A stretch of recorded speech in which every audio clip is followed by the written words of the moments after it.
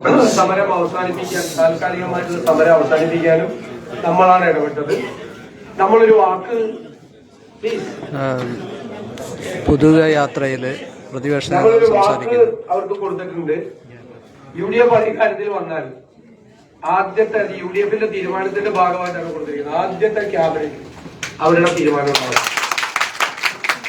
അതുപോലെ കശുവണ്ടി തൊഴിലാളികളുടെ വിഷയം PC വിശ്വനാഥ് നല്ല നിയമസഭയിൽ അവതരിപ്പിച്ചിട്ടുണ്ട്. ഞങ്ങൾ ഈ കാര്യത്തിൽ ഗൗരവമായ ഇടപെടലുകൾ നടത്തിയിട്ടുണ്ട്. സമരത്തിന്റെ ഭാഗമായിട്ട് ഞങ്ങൾ പങ്കെടുത്തിട്ടുണ്ട്. അത് തൊഴിലാളികളെയും അതുപോലെ തന്നെ വ്യവസായികളെയും ഗൗരവമായി ബാധിക്കുന്ന വിഷയമാണ്. നിങ്ങളാണ് ഉണ്ടാക്കുന്നത്. നിങ്ങളൊന്ന് ക്യാമറ വെക്കും, ഞങ്ങളൊന്ന് സംസാരിച്ചോട്ടെ. അപ്പോ അതിന്റെ അകത്ത് ചേച്ചി പറഞ്ഞത് ഒരു 15 തൊഴിലെങ്കിലും കിട്ടണമെന്നാണ്. ഞങ്ങളുടെ 10 തൊഴിൽ കിട്ടിയാലേ ESI കിട്ടുള്ളൂ, 15എങ്കിലും അത് എന്നാണ് പറയുന്നത്. അത്രയും ദയനീയമായ സ്ഥിതിയാണ്. അപ്പോ സ്വകാര്യ കമ്പനികളിലൊന്നും ജോലിയില്ല. സ്വകാര്യ കമ്പനികളെല്ലാം അടച്ചുപൂട്ടുള്ള സ്ഥിതിയിലും അവർ ഏറ്റവും വലിയ ജപ്തി നടപടികളെ നേരിട്ടുകൊണ്ടിരിക്കുന്ന വലിയ പ്രതിസന്ധിയാണ്. ഗവൺമെന്റിന്റെ ഒരു സജീവമായ ഇടപെടൽ ഇക്കാര്യത്തിൽ ഉണ്ടായില്ല യഥാർത്ഥത്തിൽ. കാരണം ഒരു കാര്യം പറഞ്ഞില്ലേ, അപ്പൊ നമ്മളൊരു ഇന്റർവെൻഷൻ ഗവൺമെന്റിന്റെ സീരിയസ് ആയിട്ട് ഉണ്ടായില്ല. സീരിയസ് ആയിട്ടുള്ള അതായത് ബാങ്കുകളുടെ കൺസോർഷ്യമായിട്ടും അല്ലെങ്കിൽ ബാങ്കേഴ്സ് അസോസിയേഷനുമായിട്ടും ഒരു ചർച്ച നടത്തിയിട്ട് ഗവൺമെന്റ് അതിന്റെ ഒരു ഗൗരവ തരത്തില് ഇടപെടൽ ഉണ്ടായിരുന്നു. ഗവൺമെന്റുമായിട്ട് ഉണ്ടാക്കിയ എഗ്രിമെന്റ് പോലും ബാങ്കുകൾ വയലേറ്റ് ചെയ്തു. അപ്പൊ ഒരു അനിശ്ചിതത്വമാണ്. അപ്പൊ അവരെ വിധിക്ക് വിട്ടുകൊടുത്തിരിക്കുകയാണ്. അത് ശരിയാവില്ല. അപ്പൊ അതിനൊരു സമഗ്രമായ പാക്കേജ് നമ്മൾ ഉണ്ടാക്കിയിട്ട് അവര് നേരിടുന്ന ഗൗരവതരമായ ജപ്തി നടപടികൾ. കാരണം ഒരു കാലത്ത് മുതലാളിമാരായിരുന്ന ആളുകൾ ഉൾപ്പെടെയുള്ള ആളുകൾ വീട്ടിൽ നിന്ന് ഇറങ്ങിപ്പോകേണ്ട സ്ഥിതിയിലേക്ക് നിൽക്കുകയാണ്. ദയനീയമായ സ്വകാര്യ 5 പേര് ആത്മഹത്യ ചെയ്തു. അത് ഇപ്പോഴത്തെ തന്നെ സർക്കാരിന്റെ നിലവാരം കുറഞ്ഞ തോട്ടണ്ടി ഇറക്കുമതി ചെയ്യുകയും ജോലി ഇല്ലാതിരിക്കുകയും ചെയ്യാം. നേരത്തെ UDF ഗവൺമെന്റ് ഉണ്ടായിരുന്ന സമയത്ത് ഫുൾ ജോലി ഉണ്ടായിരുന്നതാണ്. ഇതെല്ലാം വളരെ സജീവമായി വർദ്ധിച്ചിരുന്ന ഒരു സമയമാണ്. ഏറ്റവും കൊല്ലത്തെ എനിക്ക് അത്ഭുതം തോന്നി, ഇവിടെ കൊണ്ടുവന്ന് കശുവണ്ടി കോൺക്ലേവ് നടത്തിയത്. ഇവിടെ കൊണ്ടുവന്ന് കശുവണ്ടി കോൺക്ലേവ് നടത്തുകയാണ്. യഥാർത്ഥത്തിലുള്ള ഒരു വിഷയവും അഡ്രസ് ചെയ്തിട്ടില്ല. ഒരു വിഷയവും അവരത് യഥാർത്ഥത്തിൽ പഠിച്ചിട്ട് പോലുമില്ല. കശുവണ്ടി തൊഴിലാളികളുടെ വിഷയം ഒരു പോസിറ്റീവായിട്ടുള്ള ഒരു അപ്രോച്ച് ഉണ്ടായിട്ടില്ല. ആ കാര്യത്തിൽ വളരെ പോസിറ്റീവായിട്ടുള്ള നടപടി ഭാഗത്തുനിന്നുണ്ടാവും. തൊഴിലുറപ്പ് തൊഴിലാളികളെ സംബന്ധിച്ചിടത്തോളം കുറെ റീഅറേഞ്ച്മെന്റ്സ്, കുറെ കാര്യങ്ങൾ ചെയ്യുന്നുണ്ട്. സംസ്ഥാനത്തിന്റെ പരിധിയിൽ നിന്നുകൊണ്ട് കേന്ദ്ര പദ്ധതിയാണ്. ഇപ്പൊ അതിന് കുറെ മാറ്റങ്ങൾ വന്നിട്ടുണ്ട്. എങ്കിൽ അതിന്റെ പരിധിയിൽ നിന്നുകൊണ്ടുള്ള ഇടപെടലുകൾ നടത്താൻ പറ്റും. പിന്നെയുള്ളത് അംഗൻവാടി ടീച്ചേഴ്സിന്റെ വിഷയം.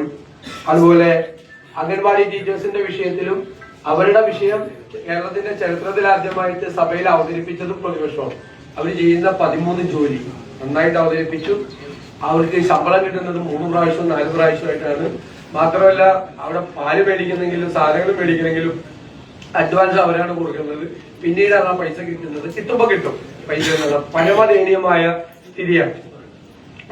പിന്നെ KSRTC പെൻഷൻകാരുടെ വിഷയം നമ്മൾ നിരന്തരമായി ഉന്നയിച്ചിട്ടുണ്ട്. 43,000-ഓളം പെൻഷൻകാര് കേരളത്തിലുണ്ട്. ഭയങ്കരമായ അനിശ്ചിതത്വമാണ്. ശമ്പള പരിഷ്കരണം ഇല്ല, DR കിട്ടുന്നില്ല, 99% ആണ് അതിന്റെ അരിയേഴ്സ് തുടങ്ങി ബാക്കിയെല്ലാം ഒരുപാട് ഫെസ്റ്റിവൽ അലവൻസ് ഉൾപ്പെടെ കിട്ടാത്ത ഒരു പ്രശ്നം. പെൻഷൻ ഒരു ലെഫ്റ്റ് ഗവൺമെന്റ് ആണ്.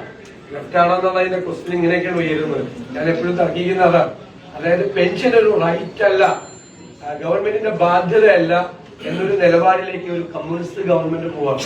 അതുകൊണ്ടാണ് നമ്മൾ ഒരിക്കൽ ചോദിച്ചത്. പിന്നെ ഈ കാര്യത്തിലേക്കുള്ള ഒരു നിലപാട് ഒരു ലെഫ്റ്റ് ഗവൺമെന്റ് സ്വീകരിക്കേണ്ട ഒരു നിലപാടല്ല എടുത്തിരിക്കുന്നത്. ആ കാര്യത്തിലേക്ക് നമുക്ക് കൃത്യമായ സ്റ്റാൻഡ് ഉള്ളതാണ്.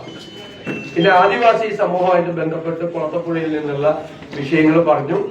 അവര് CHC കുളത്തപ്പുഴ ആശുപത്രി സൂപ്പർ സ്പെഷ്യാലിറ്റി നമ്മൾ UDF അവതരിപ്പിച്ച ആരോഗ്യ രേഖയിൽ ഏറ്റവും പ്രധാനപ്പെട്ട ഒരു ഭാഗം എന്ന് പറയുന്നത് ട്രൈബൽ ഏരിയകളിലുള്ള ഹെൽത്ത് കെയർ ഏറ്റവും കൂടുതൽ ശ്രദ്ധിക്കുന്ന ഒരു കമ്പോണന്റാണ്. ട്രൈബൽ ഏരിയയിലുള്ള ഹെൽത്ത് കെയർ ഉറപ്പായിട്ടാണ് ഉറപ്പുവരുത്തും. ഏതെല്ലാം നമ്മളത് നേരത്തെ തന്നെ ഡിക്ലെയർ ചെയ്ത സംഭവമാണ്. ST പ്രൊമോട്ടർമാർക്കുള്ള തുച്ഛവേതനം ഉൾപ്പെടെ സർക്കാർ ജോലി ലഭിക്കാം. നമ്മൾ സ്പെഷ്യൽ റിക്രൂട്ട്മെന്റിനെ കുറിച്ചൊക്കെ ട്രൈബ്സിന് വേണ്ടിയിട്ട് ST വിഭാഗത്തിന് വേണ്ടിയിട്ട് ആലോചിച്ചുകൊണ്ടിരിക്കുക. അത് നമ്മൾ മാനിഫെസ്റ്റോയിൽ അത് ഗൗരവമായി പ്രഖ്യാപിക്കും. വളരെ ഗൗരവമായ ഞങ്ങളുടെ ശ്രദ്ധയിൽപ്പെട്ട വിഷയം തന്നെയാണ് ഇവിടെ വന്നിരിക്കുന്നത്. കുട്ടികൾ പാതി വഴിക്ക് വിദ്യാഭ്യാസം ഉപേക്ഷിക്കുന്നു, അവർക്ക് ഹോസ്റ്റലുകളില്ല. പിന്നെ വന്യജീവി ശല്യം ഏറ്റവും കൂടുതൽ അനുഭവപ്പെടുന്നതും അതിന്റെ ഇരകളായി മാറുന്നതും ആദിവാസികളാണ്. അപ്പൊ വന്യജീവി ശല്യം അവസാനിപ്പിക്കാൻ വേണ്ടിയിട്ടുള്ള സമഗ്രമായൊരു പ്രോജക്ട് നമ്മൾ അവതരിപ്പിച്ചിട്ടുണ്ട്. കശുവണ്ടി വ്യവസായത്തെ സംബന്ധിച്ചിട്ടുള്ള കാര്യങ്ങൾ നേരത്തെ പറഞ്ഞു, മോട്ടിവേഷന്റെ വിഷയങ്ങൾ ഉൾപ്പെടെയുള്ള പറഞ്ഞു. മത്സ്യത്തൊഴിലാളികളുടെ വിഷയം, മത്സ്യത്തൊഴിലാളികൾ പ്രത്യേകിച്ച് കൊല്ലം മേഖലയിൽ ഏറ്റവും വലിയ പ്രതിസന്ധിയിലാണ്.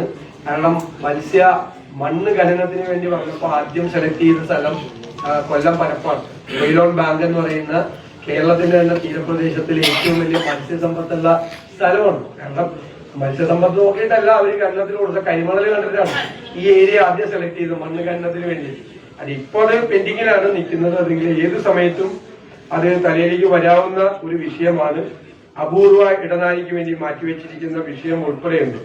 പിന്നെ നമ്മൾ ഗൗരവമായിട്ട് ഒരു കൊല്ലം ഇതായിട്ട് തന്നെ കൊല്ലം ആലപ്പുഴ സ്പെസിഫിക് ആയിട്ട് എടുക്കുന്ന സംഭവം ഈ സുനാമി വീടുകൾ വാസയോഗ്യം അല്ലാതായി മാറിയിട്ടുണ്ടെന്നൊരു പരാതി വ്യാപകമായി വന്നിട്ടുണ്ട്. പിന്നെ ഈ ലൈഫിൽ പെടുത്തിയതോടുകൂടി മത്സ്യത്തൊഴിലാളികളുടെ ഭവന നിർമ്മാണ പദ്ധതി ഏകദേശം നിലച്ച മട്ടാണ്. അവർക്ക് വീട് കിട്ടുന്നില്ല. ഞാൻ ഉദാഹരണം പറയാം. 2011 തൊട്ട് 16 വരെ എന്റെ നിയോജകമണ്ഡലത്തിൽ അപ്ലൈ ചെയ്ത മുഴുവൻ മത്സ്യത്തൊഴിലാളികൾക്ക് വീട് കിട്ടി.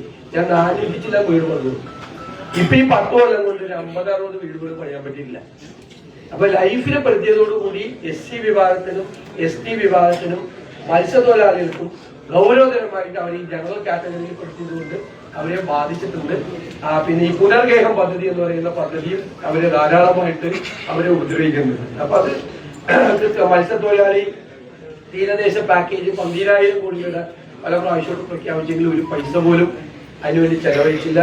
മന്ത്രിയുടെ നേതൃത്വത്തിൽ തീരദേശ സദസ്സ് നടത്തി ഒരു കാര്യവും ചെയ്തില്ല. മണ്ണെണ്ണയ്ക്ക് 40 രൂപ ഉണ്ടായിരുന്ന സമയത്താണ് ഉമ്മൻചാണ്ടി സർക്കാർ 25 രൂപ സബ്സിഡി കൊടുത്തത്. ഇപ്പൊ 110 രൂപ തൊട്ട് 120 രൂപ വരെയാണ്. ഇപ്പോഴും 25 രൂപയുടെ സബ്സിഡി കൂട്ടിയിട്ടില്ല. ആ സബ്സിഡി കിട്ടുന്ന പോലും. പിന്നെ മത്സ്യ ലഭ്യതയുടെ കുറവ്, ഓക്കി തൊട്ട് സുനാമി തൊട്ട് മത്സ്യ ലഭ്യതയുടെ കുറവുണ്ട്. അപ്പൊ തീരപ്രദേശം നേരിടുന്ന ഗൗരവതരമായ ഒരു ക്രൈസിസ് ഉണ്ട്. അത് നോക്കും. പിന്നെ PWD കോൺട്രാക്ടേഴ്സ് ഉണ്ട്. സ്റ്റേറ്റ് വൈഡ് വലിയ പ്രതിസന്ധിയിലാണ് അവർ നിൽക്കുന്നത്. 10,000-ഓളം കരാറുകാരുണ്ട്. പക്ഷേ